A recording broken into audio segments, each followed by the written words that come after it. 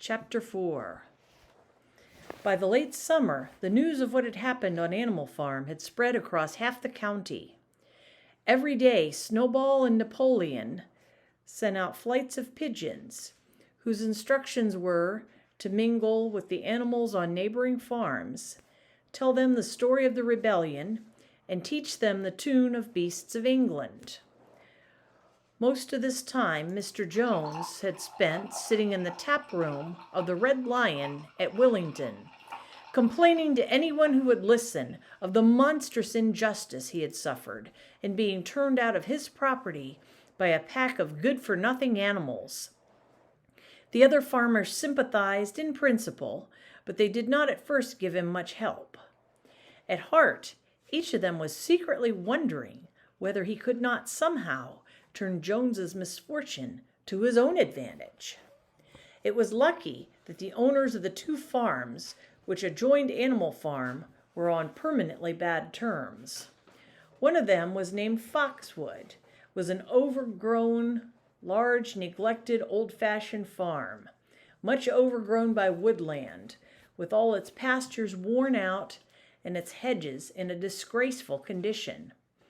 Its owner, Mr. Pilkington, was an easygoing gentleman farmer who spent most of his time in fishing or hunting according to the season.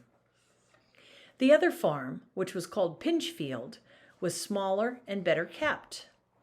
Its owner was a Mr. Frederick, a tough, shrewd man, perpetually involved in lawsuits and with a name for driving hard bargains. These two disliked each other so much that it was difficult for them to come to any agreement, even in defense of their own interests.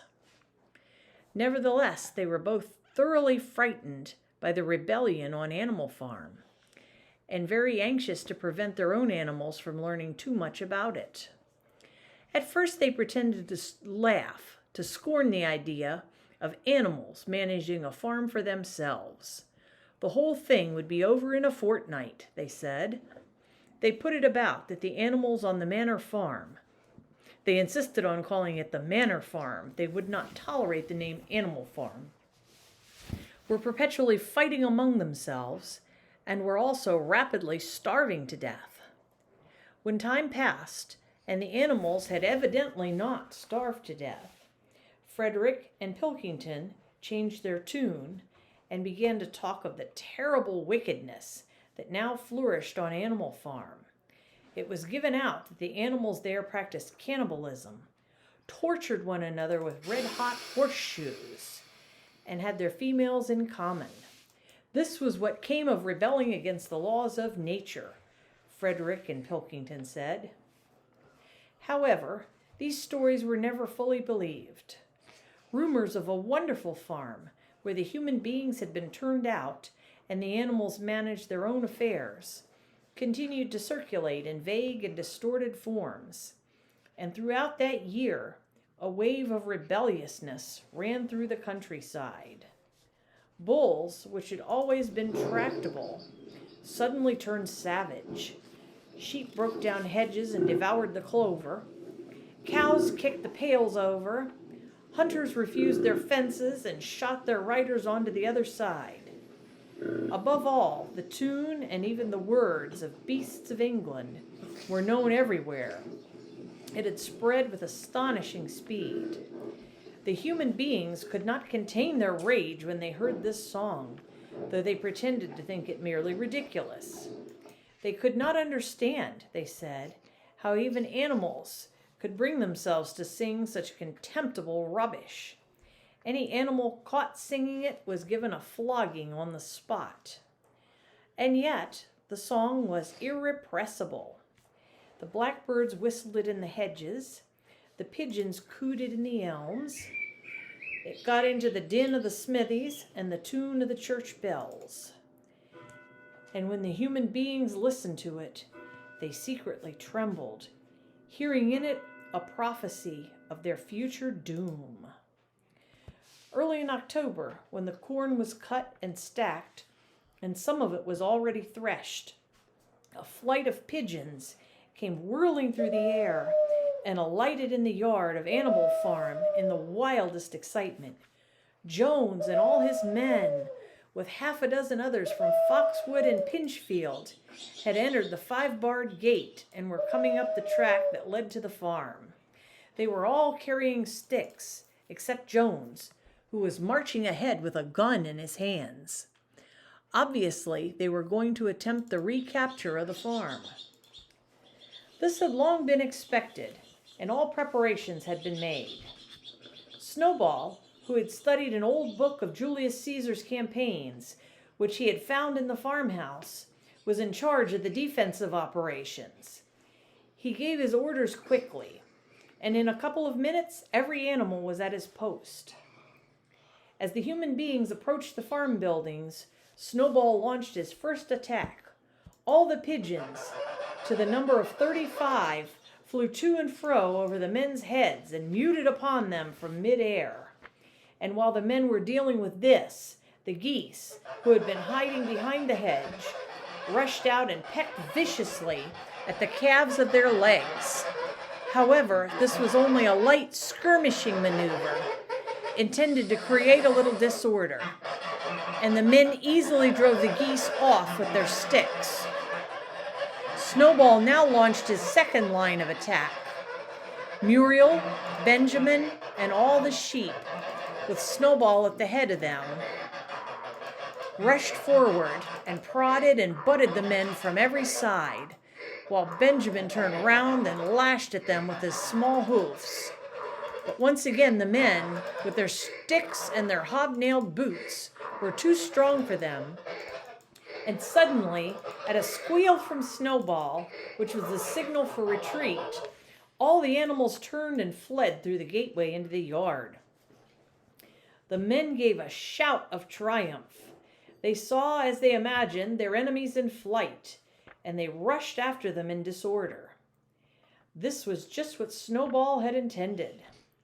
As soon as they were well inside the yard, the 3 horses, the 3 cows, and the rest of the pigs, who had been lying in ambush in the cowshed, suddenly emerged in their rear, cutting them off. He himself dashed straight for Jones. Jones saw him coming, raised his gun, and fired. The pellets scored bloody streaks along Snowball's back, and a sheep dropped dead. Without halting for an instant, Snowball slung his 15 stone against Jones's legs. Jones was hurled into a pile of dung, and his gun flew out of his hands. But the most terrifying spectacle of all was Boxer, rearing up on his hind legs and striking out with his great iron-shod hoofs like a stallion. His very first blow took a stable lad from Foxwood on the skull and stretched him lifeless in the mud. At the sight, several men dropped their sticks and tried to run. Panic overtook them, and the next moment, all the animals together were chasing them round and round the yard. They were gored, kicked, bitten, trampled on.